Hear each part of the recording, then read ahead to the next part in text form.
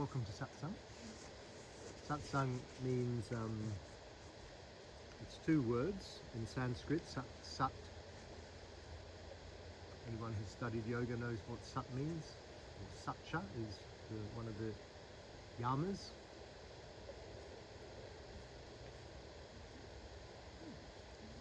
Thank you. The truth. And sang or sangha. Do you know what sangha means?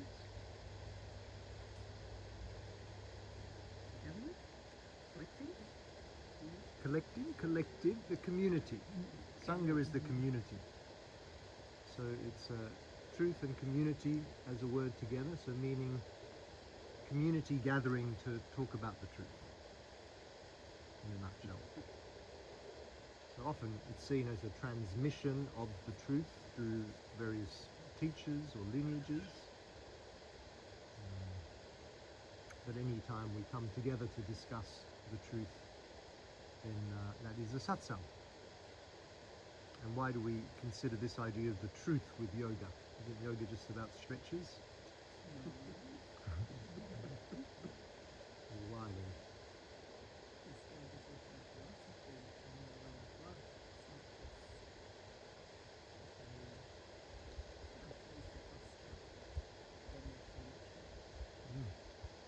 So what do you think the truth is referring to?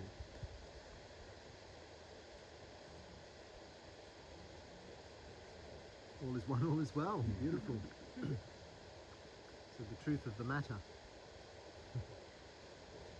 The heart of the matter. That all of matter essentially derives from energy. There's energy vibrating at different rates. And where does that energy come from? That's the mystery, really. And so the truth is to discover the truth of the mystery. Where the mystery of why we're here. Why is this body and matter and this mind and body, how did it come to be? Yeah, we know it come to be from our parents having a good time and bang, here we are. Our parents' parents and their parents, and how can we trace it back to the beginning of creation, the Big Bang? So that's essentially, in essence, what we're trying to discover. So who are we really, and why are we here? So that's why we might say, trying to understand that truth. But let's sort of wind it back. It's already going deep into a rabbit hole, which is good to go into. But I guess I'd like to always put it out to you. How are you going? How are you feeling? And is there anything you'd like to share or anything you'd like to ask so far on this journey of this weekend together? And touching in on some of these ideas of yoga and that mystical aspect. Any questions, essentially? We don't plan these satsangs. We're guided by you and by our intuition.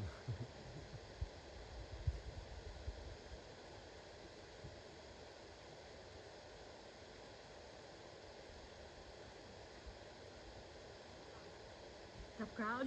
Tough crowd, yeah. Oh, everything's perfectly clear, so that's fine. Oh, we've got two. Oh, okay. So we talk about Patanjali's 8 limbs of yoga, but that's not, is that the only philosophy of yoga, or are there others? And so where did this satsang, like, what truth are they referring to? Is it any truth, or is it aligned to a particular philosophy?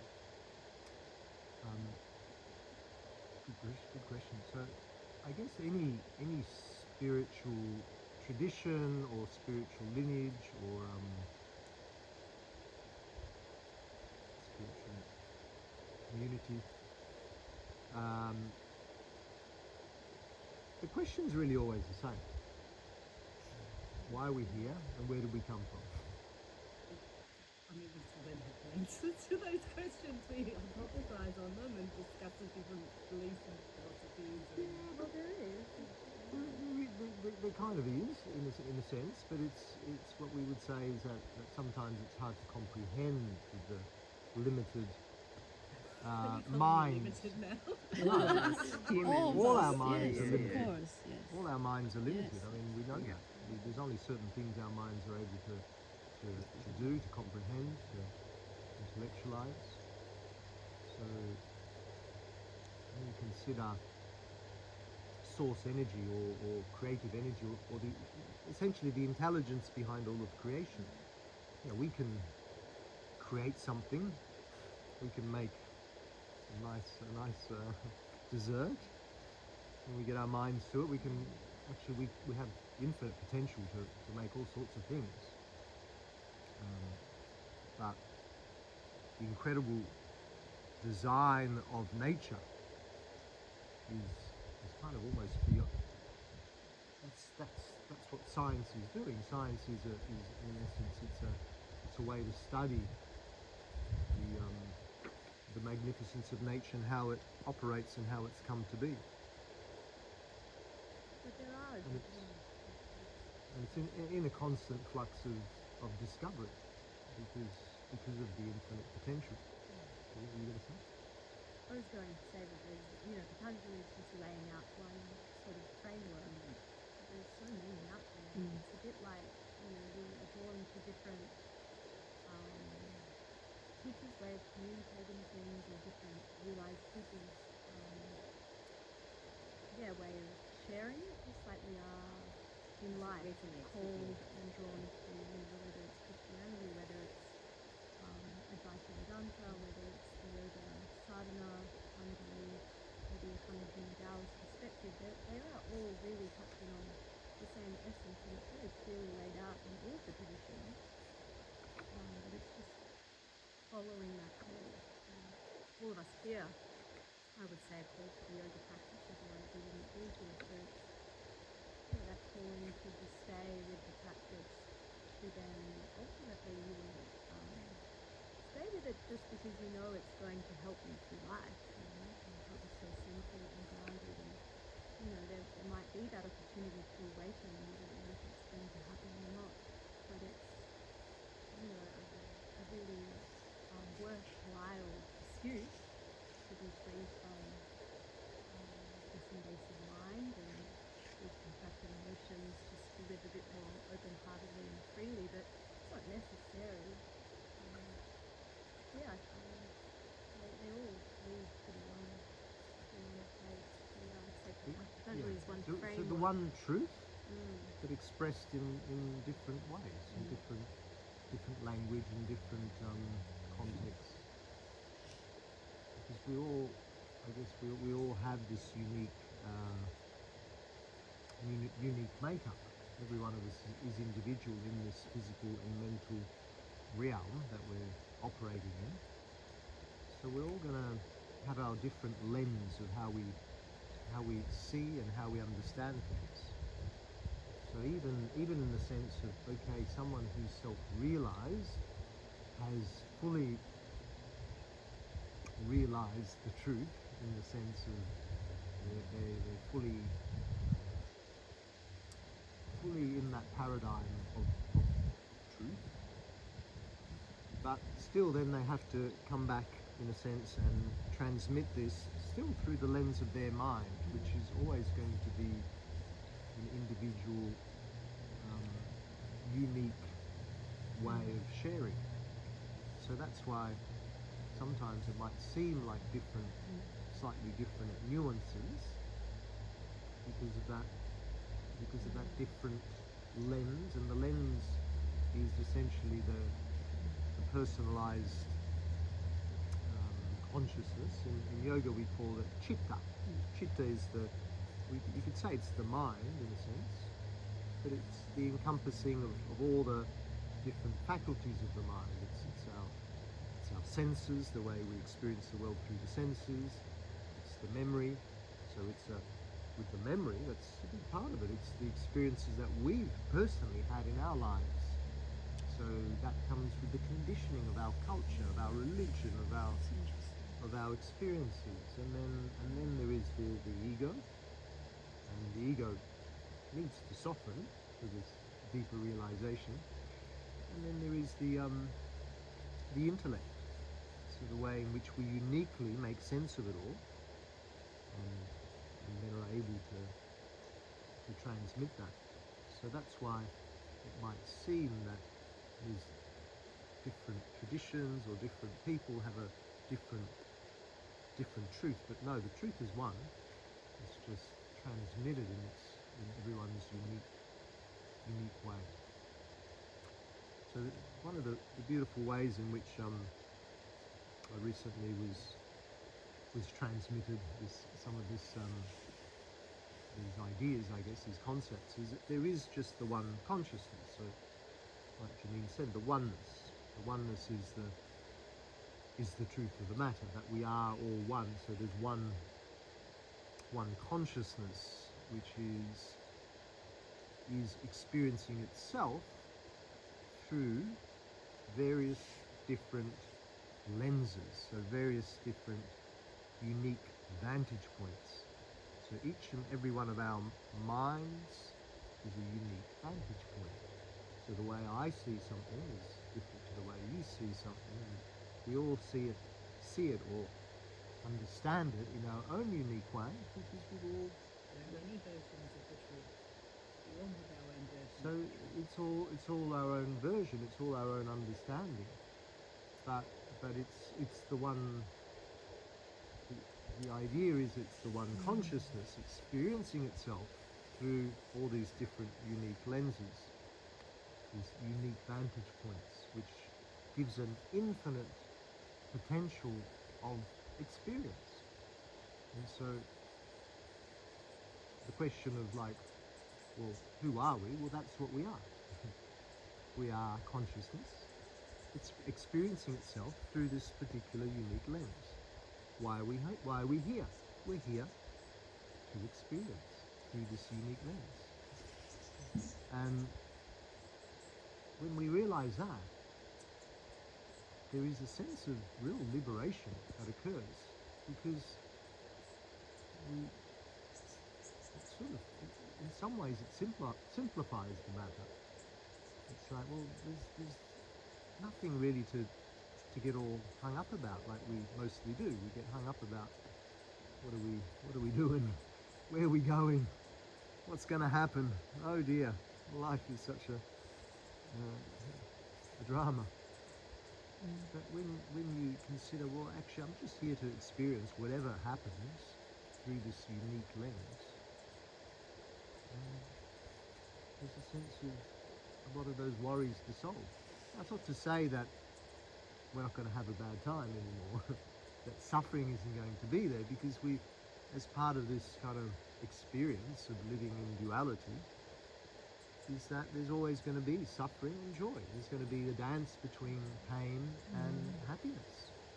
That's just the way it is. So even though we strive for this kind of sattvic state of calmness and equanimity and essentially happiness, doesn't mean we're still not going to fall over and hurt our knee and get a cut, or someone that's dear to us dies, or all these things are still going to happen, because that's just part of living in the world. But what happens is the way in which we react to it can change. The way in which events that sometimes can cause a lot of drama and deep suffering, that can shift through this deeper understanding that, well, this is just what's happening. So it's not a way to then be blasé and go, oh well, I'll just kick my feet up and just watch the world go by. No, because we're still here to live in the world and to follow our callings, whatever that might be. Calling to come and share this, calling to play a song, calling to, wanting to improve things for the rest of humanity by writing some code in some, whatever it is that we all are called to do in our work, in our passions. That's still really important. Follow those callings and live in the world with full passion. But just to let go, as we're here in autumn, yeah, let go of the constrictive qualities of when the suffering arises. So suffering arises, we feel the pain, we'll cry, we'll be sad, we'll be hurt.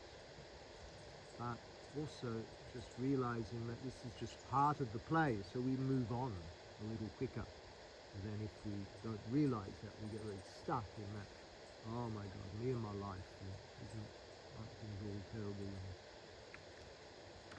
something like that. Yogi, you can ask a question. I think just at the start you mentioned we know where we came from and why we're here. There's no the first part, like we know where we came from. Some people, the scientific mind, all the way to this one. Why we're here? Is yoga attempt to answer that question? Well, that's what what I was mentioning just before, is that we're here to if you conceptualize the idea that the truth is that you're not this body and mind, so you're having a human experience, and you are consciousness. We're all the oneness. We are consciousness, experiencing ourselves through a unique lens. So we're here to experience ourselves and the rest of creation, humanity and nature, through this unique lens. It's like, Why we're here is to realize that at a deeper level, not just conceptually with the mind, but it's actually like a seeing or a knowing of that. And through yoga practice, it clearly lays out that there is that potential to know that, not just as something in the mind, like I know I'm in oneness. There's like a shift that can happen, essentially. so we're here to realize our true nature, to realize who we truly are from that essence, that idea of we are eternal now, consciousness, always have been, always will be, always is. That's what we are, and that's why we're here, having this human experience within this individual lens, to realize that, but also at the same time to experience the delight of creation through this unique lens. So that every unique lens gives us, ourselves, or consciousness, a unique taste of creation. And when you think about that, I mean, thinking about it is one thing, realizing it is another. But even thinking about it, if you just consider it, it's pretty magnificent, really. Because we get very caught up in we're here to have a job and to get a bigger house and to have a nicer car and all these neat things, to be able to save for a holiday, and then you're still asking those questions even once you get all those things. Yeah, I ask myself why I'm here. Whatever the answer is, I'm still here. Yeah. I still got to do what I got to do. I still got to Yeah. do life. Have that strong mind. Be able to be skilled Yeah. and turn it off when I need to, turn it on when I can. I think that's the hardest challenge for me. Turn it on when you can't be still all the time. If you have the ability to turn it on when you need to, and then turn it off, I think you're really You're talking about the mind. Mastery of the That's mind. right. Yes. challenging the mind. Well, that's then what these are the tools, the yoga tools, the 8 limbs of yoga. It's the instruction manual Yeah. to help you To do a delight. master the mind, to switch it on and off at Why will. we here on earth is permanent. It's a question that everyone different tribes, nations. Absolutely. And so we're just sharing, I guess, from the yogic perspective, how the yogis you're yogi, so how we conceptualize that question or try to answer that question. So coming back to this unique lens, this chitta. Chitta is the lens of our unique minds, sometimes it can be translated more as individual consciousness. So there is universal consciousness, but individual consciousness, meaning our own personalized lens of experiencing. And so we know that we see the world through the senses. We know we have memory, we have the ego, which gives us that sense of self as a sense of individual self. And then we have the intellect, which allows us to intellectualize and to formalize our experiences. And this lens, in a sense, is usually facing outwards. It's like there's the subject and the object of experience, and the lens allows the subject to experience the world through this lens. And that's the way in which we experience the world in our own unique way. And this is our unique vantage point.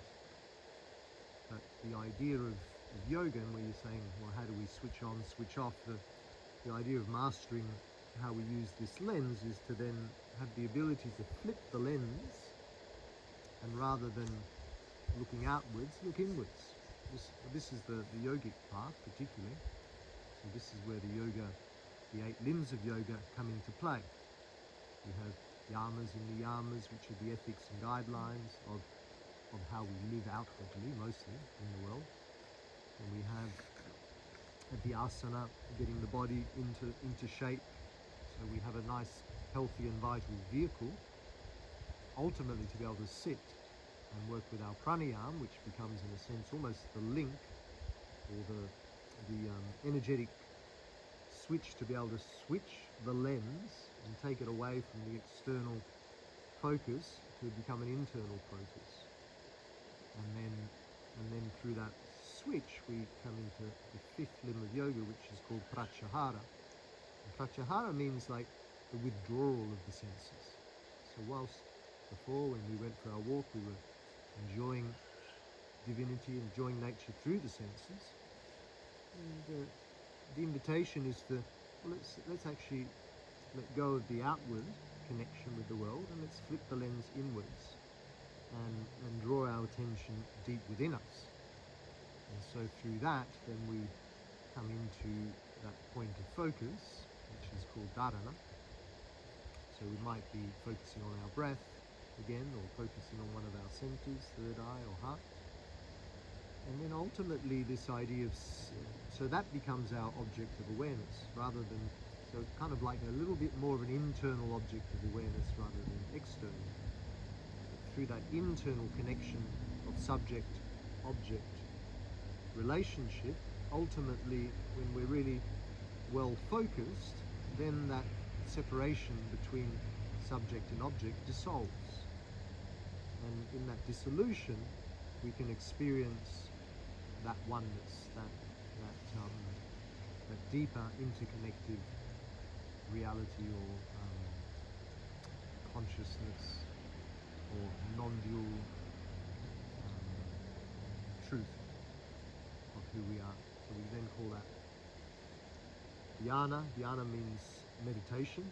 So meditation is when the mind does, in a sense, stop. There might still be little fluctuations here and there, but in essence, we're coming into a place of deep inner stillness. And then ultimately, if we can manage to hold that, then we come into the 8th limb of yoga, which is samadhi. So samadhi is often seen as bliss, but bliss is just a result of that connection to that deep inner, or that realization of the deep inner consciousness or universal consciousness. Something like that. And is nirvana a permanent state of samadhi? Well, nirvana comes from the Buddhist tradition, the word. I'm not 100% sure because I don't follow that as much. Yeah, I'm not sure because I think it's a bit like samadhi, really, nirvana. And the thing is with samadhi is that samadhi can just be it can be a taste. It doesn't mean that you're fully liberated and realized into the paradigm of non-dual awareness, which is kind of the ultimate goal, if we have a goal in yoga in a sense. But you can have these deep, quite significant tastes of the oneness, which I believe is what nirvana is as well. Which many of you are having here, like hearing the sharings from the sharing circle. And this isn't a far-fetched idea of like, oh yeah, if I'll ever get to that point, or one day maybe if I'm lucky. It's actually happening all the time. Yes. Because, well, for one thing, that's who we are. That is our paradigm. But we're obscured by our lenses, because our lenses are kind of fogged up because of our conditionings and thought processes, that we just don't always realize that we are in the oneness. But we can taste it quite often, but we just almost ignore those tastes, or just sort of bypass them. So a classic taste of the oneness is the wow moment. The wow moment, which doesn't have to be this sitting down and flipping the lens, and it's letting go of the external connections. It can be just a moment in nature when a bird pops up, like the kookaburra. When we saw the kookaburra, and whoever saw it first probably had a moment of like a wow moment. Ooh, kookaburra, wow. But very quickly the mind came in to regain its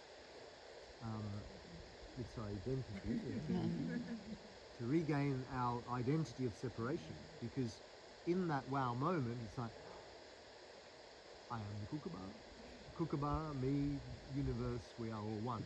But so those wow moments, it's like it just drops for a moment, that separation, drops the egoic aspect of the mind, which has a very kind of constricted quality to keep us locked in separation. That's its kind of task in a sense. But in that wow moment, the separation has dissolved just momentarily, but of course very quickly the mind. So those wow moments I'm talking about, where like mouth open, just like Awe and wonder, that kind of thing. where it seems like just a second, like a millisecond is eternal, and in fact it is. It's an eternal connection to the eternal aspect of who we are. But very quickly the mind comes back in, going, I wonder what kookaburra that is, or how did it get there, and just we all went on a big tangent. They only make 50 of them, and it's the life, like, isn't it?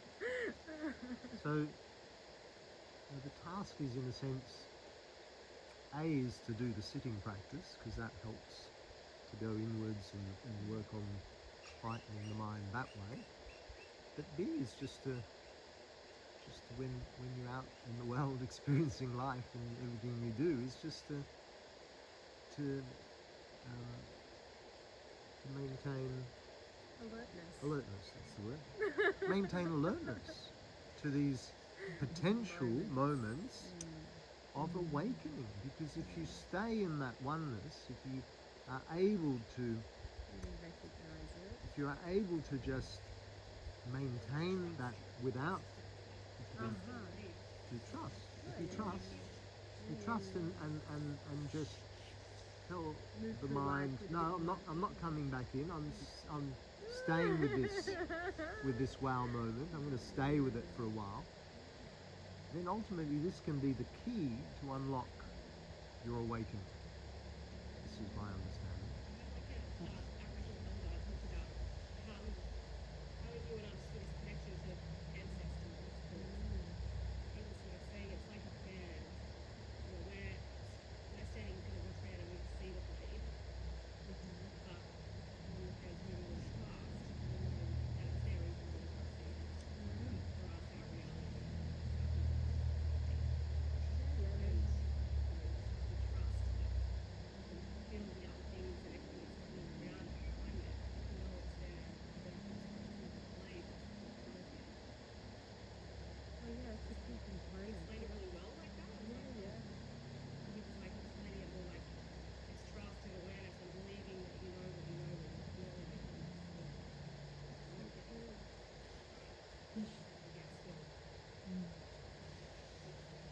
thinking, I think it's, the form. Beautiful.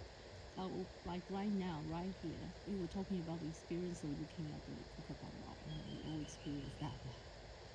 But at this present moment, we never separate from that rock. This is why, like, we overlook every present moment. Mm. The form and formless truth is together. And because experience come and experience go, right? So that one moment will go. Mhm. You see, that's the tricky bit. I was chasing that kind of wow moment and meditating a long time.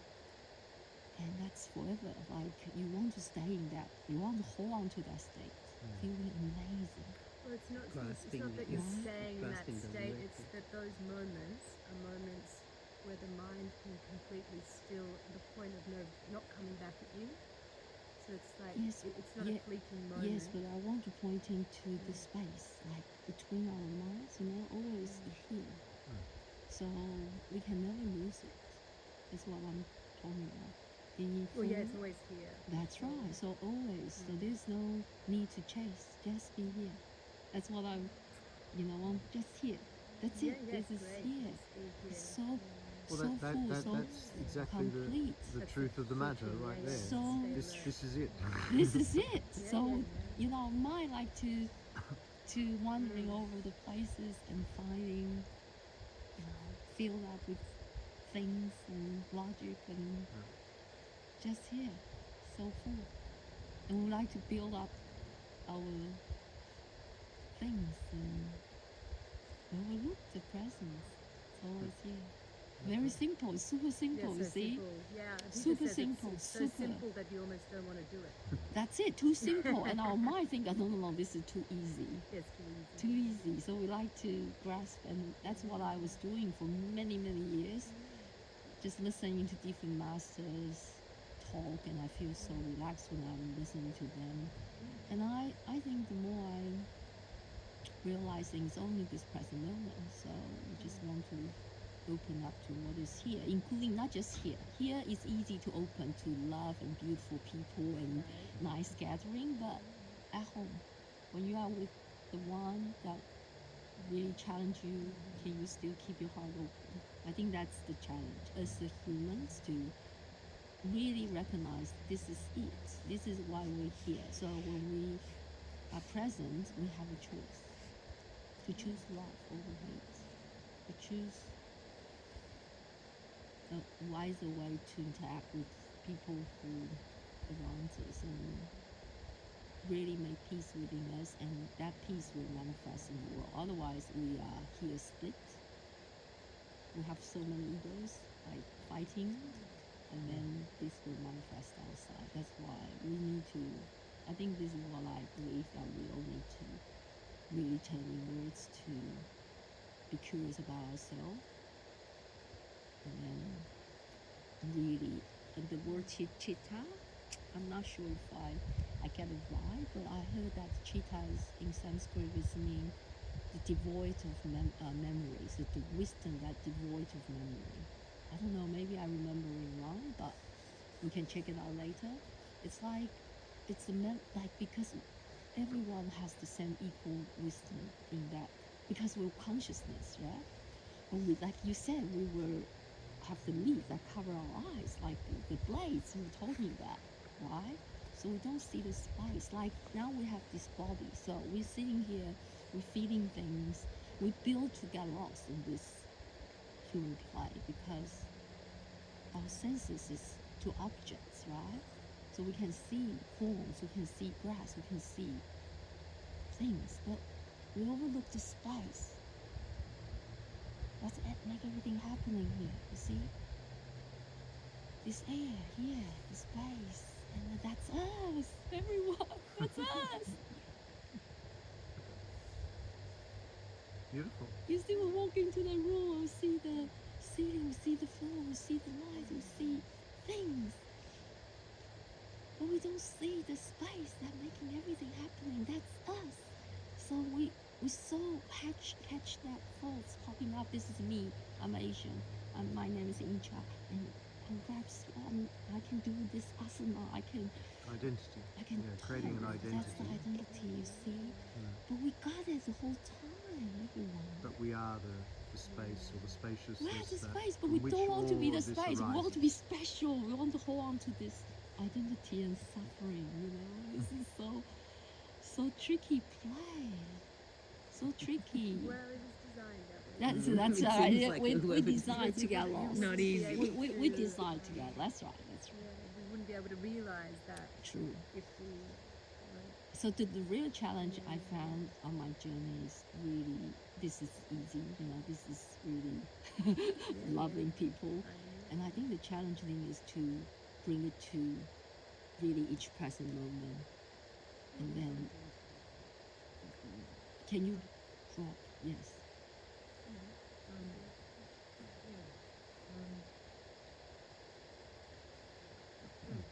We're taught so many different things and we mold ourselves to Yes. fit a formula that we think is going to be rewarded or liked or appreciated. And that's all different for all of us because we all have different experiences. But when we're children, we're not born with an identity. That's right. And that's the whole thing. And The identity is a learned Yes, and it's a learned. conditioned Yes. part of our, Brainwashed. it's our ego that's created First happened with our parents. through our naming us, experiences. giving us an identity, telling us what we like, what we don't like. And then that's when like separation began. Really, because things were really completely wired everything. so how do you, I suppose, unlearn your identity? And That's what we're doing. That's- Yeah, Well, I think that's the yoga Yeah, part. we're doing it. We're all doing That's it. the task. I think back to when I joined some healing 2 years ago, and then I look at me now and I can look back and see I was so caught up in all these things that actually really don't matter to me. But at the time I thought they were important to define who I was and what success was. And naturally they just fall away. And Yeah. the more you engage with even just hearing these things that kind of counteract what we've learned. But then am I creating another identity? Well, yeah, you That's are. true. That's true. If That's anything, true. And that's a big And that is a big pitfall one on the to journey, let the go of. spiritual identity. That's right. That's Spiritual so true. ego. That's true. There's That's no so other true. way around it.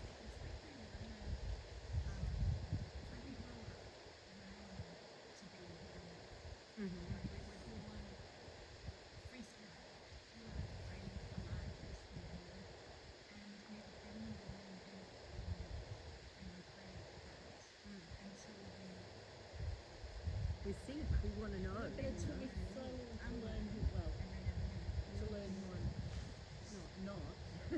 But I'm still, but I know what I am now is still not, if that makes sense. But it's more, it's getting closer. You're approaching, you're approaching. Or how I identify myself. Yeah, Yeah, I less guess. unidentified. So life becomes the ultimate game of hide and seek.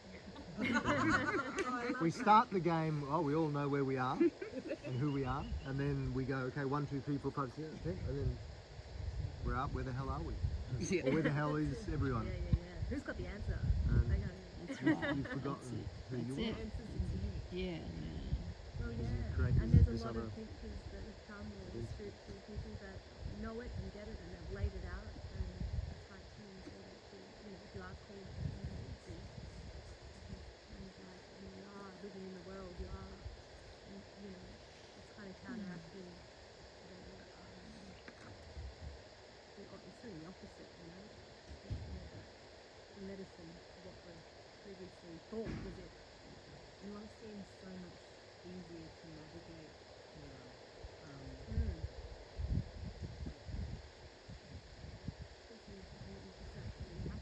Well, this is the beauty which we keep wanting to share as a very important part of why we come here. We don't come here with the expectation that we're going to come out of here self-realized masters and be in the non-dual paradigm all the time, fully liberated. No. I mean, there's the potential. It can happen any time. There's no formula for that. But don't have to be anywhere on your spiritual journey to get But it. we come here just to start to soften that contracted quality of the ego.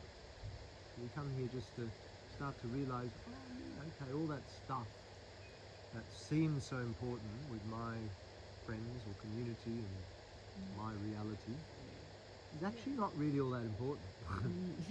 And so we start to just soften the edges of the ego.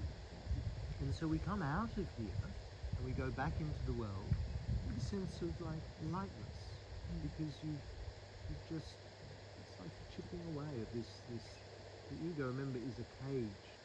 We are the oneness, we are the space. The space is what we are, but we've created this individual cage, and in the cage we think where we are this cage, but actually we are the space that is outside of the cage that is in the cage. It's all the one and the same. But because this cage is really strong, for some of us it's like an iron cage, you know, really, with no way out. But we start to soften it and to allow the space to sort of seep through. And so we get less, the more we soften that cage, the less we get caught up in the dramas of life. It sounds like when you have these moments of surprise or wonder and so forth, that often people's come to a place like a study. And essentially what I get from that is a lot of these meditations, they're basically designed to catch our mind off guard. To basically Yeah. crash our mind like crashing a computer. Totally. And when you can crash it, you're like, oh, Yeah. and you can prolong that. That's right. And then there's these moments of really seeing it, and there's moments where you might rest there for a while, or totally. But the more you engage, in it as well, the more spaciousness just naturally begins to occur, whether you're aware of it or not. It's just a very natural thing that begins to happen. Yeah, Anjali talks about the crystal, you just kind of polishing the crystal, and you kind of, the more time you take out, the more you kind of letting go of everything that you don't need anymore. And naturally you want to, and once you start to get to know the letting go process, you want to stop holding on to all of this stuff once you've seen, oh, actually I feel way more lighter without that, and it can naturally fall away. But then when you are faced with things that are challenging the heart and mind, you are staying with it because you're steady in it, and you understand that actually on the other side of it is freedom. Because you've seen it, if you need to have these moments of seeing it and then want to do it. Otherwise the fan in front, there is a moment where you do have to trust your teacher in a sense, that they are giving you the correct guidance, and there is that trust in that. I think there's that moment where you have to switch from the conceptual model into the doing. Through the being that The everything being, puts in place. exactly. It's very often, like why, how, when, like all of the questions. Yeah, I think the Clive says you don't need any knowledge to get this. You can almost throw the knowledge away. Sometimes you can get really caught up in knowing all of the correct language and the Sanskrit words that then, it becomes a crutch or something that prevents you from the knowing of it.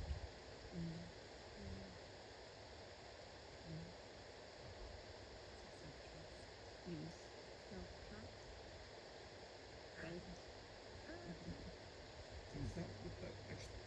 This is opening up a lot of stuff. So it's very easy. Like we go to if I go to a movie, often I'll get totally immersed in the movie. Like I'm in the cinema, like blah blah. Like the movie finishes, like oh shit, In that that was the thing. reality. Yeah, I was in there. Same kind of thing. Like go to sleep, dream. Like it's real, right? This seems real as well. So like when they talk about Maya, like are we here? Like that's the question. Well, Like yeah. are we here? Are we just like blazing consciousness? And if I Simulation. what sorry. if like like does any of this matter, right? Well, yeah. The ultimate reality is probably not. From the ultimate truth, no. No, None of it doesn't matters. matter. Doesn't matter. But since we're kind of operating, we may as well and, try to know it. probably don't really want to end up in a jail cell for the next 20 years if you really hit it hard. Uncomfortable, yeah. So probably matters just from that perspective. But this is actually very interesting part of the rabbit hole. One of my teachers keeps saying to me, Mickey, until you're okay with the warlord smashing a baby against smashing a baby against a rock, causing the deepest atrocities, until you're okay with that, you're not going to wake up, because the truth of the matter is that shit happens. That's not it, and we get so involved with the shit happening that we can't let go of it. We can't disconnect from it. It comes from the very extreme Advaita Vedanta, non-duality. So from Advaita Vedanta, it's like this firm kind of, this is the truth and this isn't. So all of this is not the truth. So if you're engaging in it, paying attention or getting involved in it, they don't let you have any fun. you've lost the plot. So they don't let you play the game. No, they don't let you play the game. Or if you're playing the game, I throw that's my how toys they'll out the play cot. it. Yeah, exactly. Well, that's what Eric once said to me. It's a bit like you're at a carnival and your mum's calling you inside because it's getting late and dark, and you don't want to go inside because you're having fun in the carnival. So until you're ready to give up the carnival, you're not going to go home. Oh, it's so true, so true, so true. Yeah. Oh, we've got some So great true. analogies happening here Yeah, today. they all know it. It's there, written down.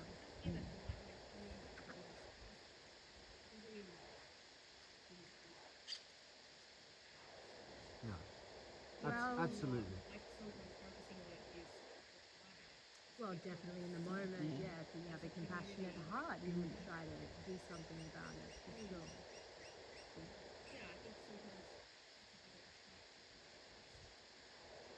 Everything is a distraction Yeah. that I need, then that is a Yeah, yeah. No, So that can become spiritual bypassing.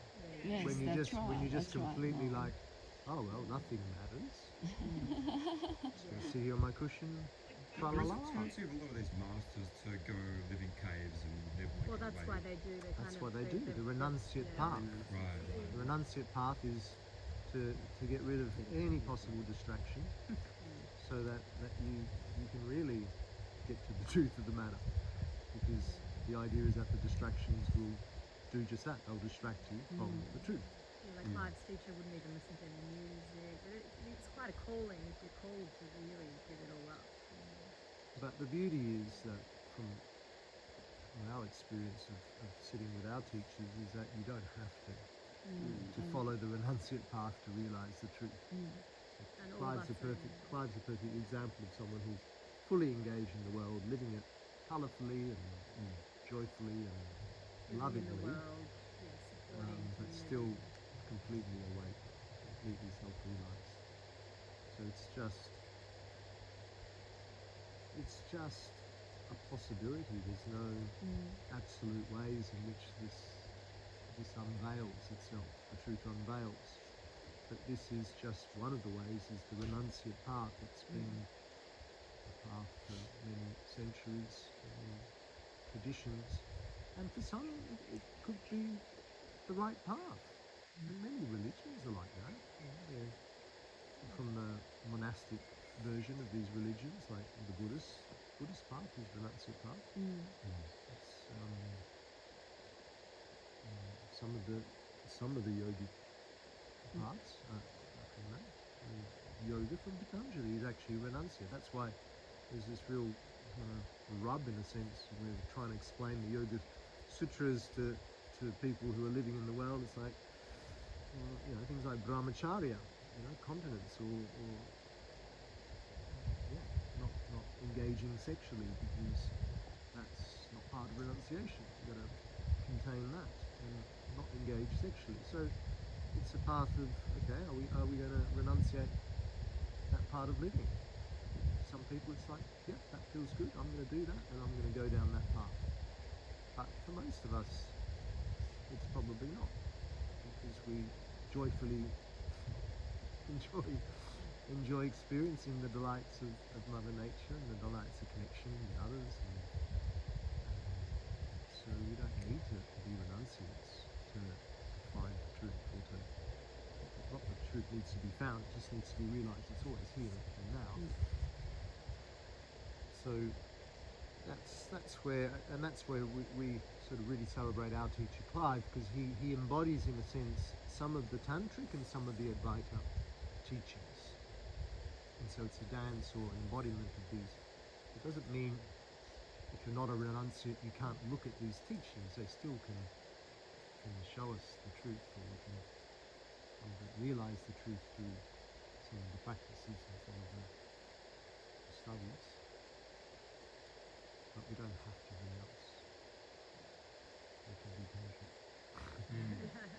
There's a big dynamic between the Shiva stillness where you're just there for forever just meditating versus those very the Shakti type energies that like they embody all of the stuff just like through dance, the movement, like the total opposite of stillness. But it's almost like there was a question I was going to ask about. You were going to ask a question, Yeah, right? I've asked questions, I've ticked the box. There seems to be, like, going toward those higher states, there seem to be two buckets of consciousness that things seem to fall into. There's the Catholic sort of path where you end up in the experience of God, of bliss, of fullness, of light, of all of this kind of thing. And there's the Zen type paths that end up in quiet, stillness, void, like, the abyss. And they both seem equally valid. But like when you're sort of climbing that ladder to the ladder of yoga, I haven't been able to reconcile. Are we like, is one preferred or is the other preferred? Is there a relationship between the two? Like do they then like coalesce at some point? I mean, I can give you my version of that. My version of that would be from a yogic perspective.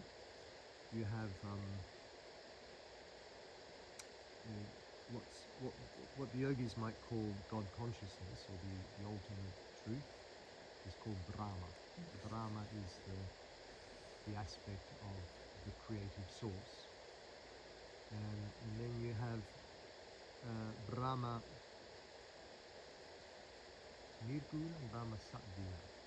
So one is Brahma, I think Nirguna, Nirguna is Brahma without attributes. So this is, in essence, this is that void, that the source of creation.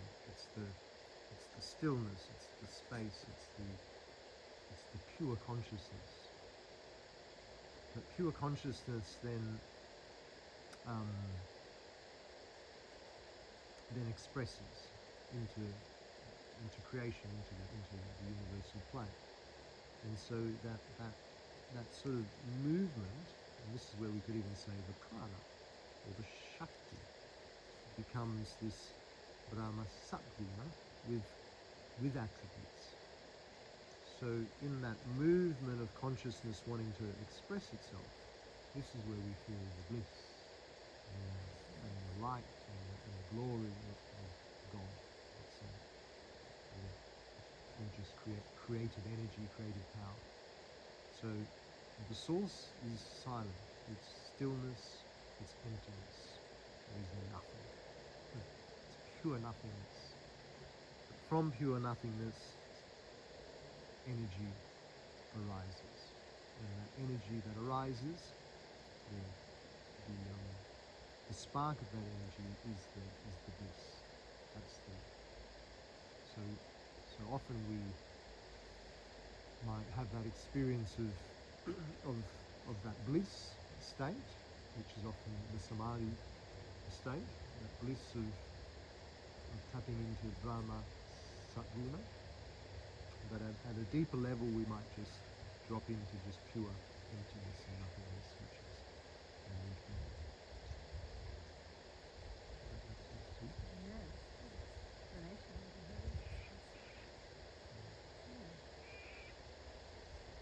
I was just going to share one thing that teacher said to me along the way. He said, how do you look? Once you awaken to one, you awaken to all. So once you have fully realized one pathway, you understand all of it.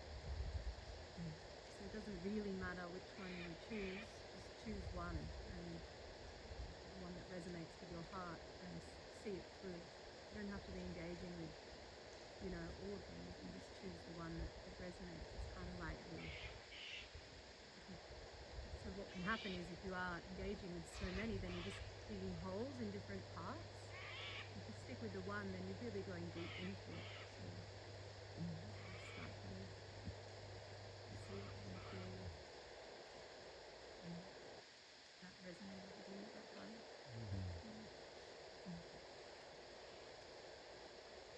So it's Satsang is a conversation that can go on forever. Because it's infinite. We could discuss this because we've all got these different lenses, haven't we? These different unique vantage points, and we're all going to bring in our own little visions of it, questions of it, experiences of it. But that's, I think, a beautiful thing to do. That we come together to discuss and have a chat about the possibilities, the potentials, the truth of the matter. But just a bit of time, I think we'll wrap it up. But before we do, let's just take a moment just to sit. And if you prefer to lie, you can lie. I just want to take a moment to sit and to give the consideration of much of what we've just been talking about. Just take a moment to feel, first of all, your body sitting on the earth.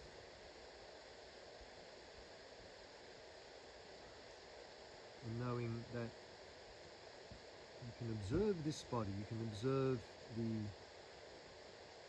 physicalness of it, you can observe the feelings in your knees, in your hips, in your ankles, in your spine.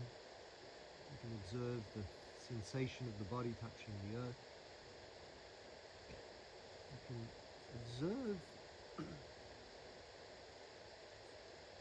can observe the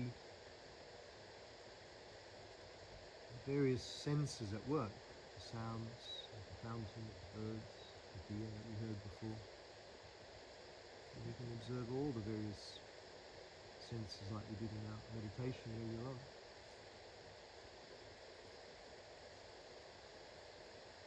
And you can also, in a sense, observe our thoughts. Maybe some thoughts arising from questioning or trying to understand some of the truths that we've discussed. You can observe thoughts or even emotions sometimes arising, sense of joy or peace as we sit in this wonderful place in nature. And maybe there's a sense of frustration or sadness for whatever reason. All these parts of our lens is something that can be observed. So in fact the body and the mind are really just an object of awareness. So then the question becomes, well who is observing, or what is observing the body? What is observing the thoughts? What is observing the energy of the mind?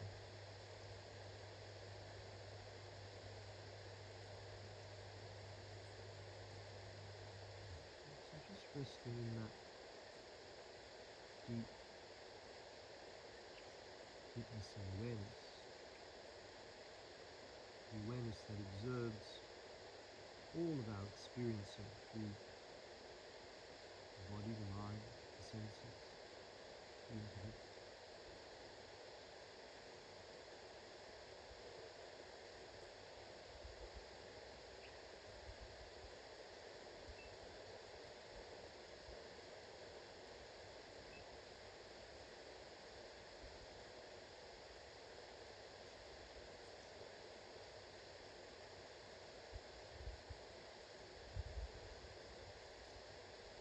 We often get caught up in the mind is also just trying to observe the observer.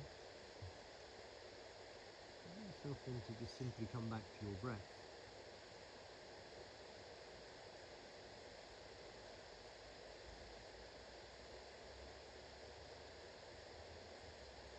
Just feel the magnificence of the breath as the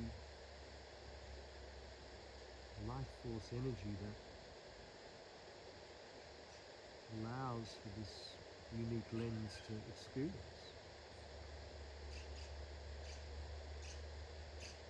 Each inhale we draw in oxygen, which allows all the functionings of the body to happen.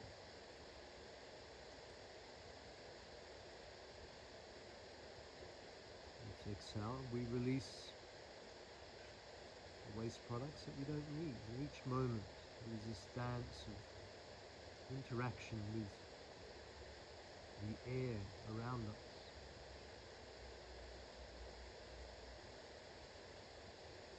It's an exchange and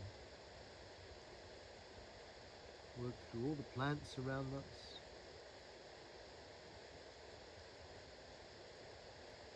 And each other. And this beautiful connective quality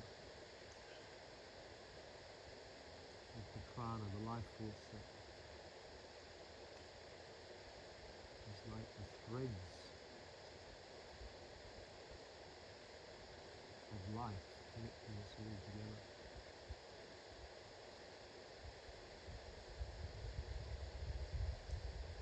Or weaving us together in this beautiful fabric of existence.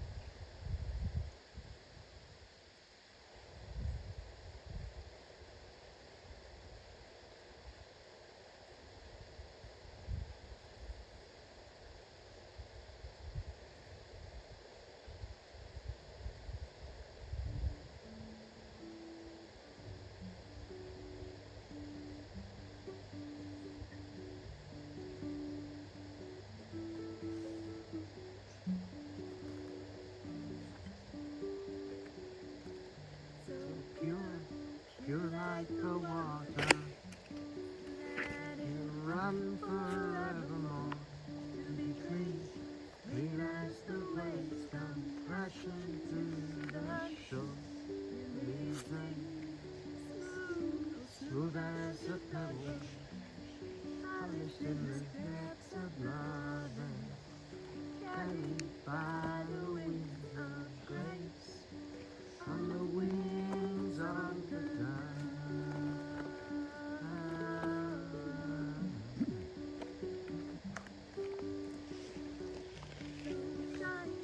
Shine as the diamond, projects the light of one. From the source we ascend through the center.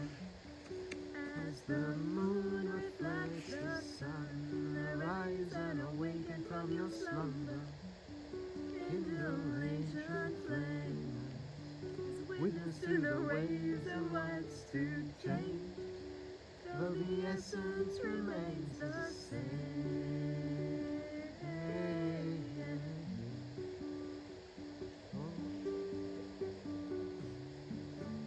I do it a bit different for the book. Sorry.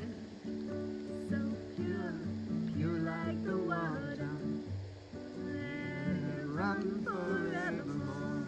To be clean, clean as the waves come crashing through the shore. It leaves me smooth, oh smooth as a pebble.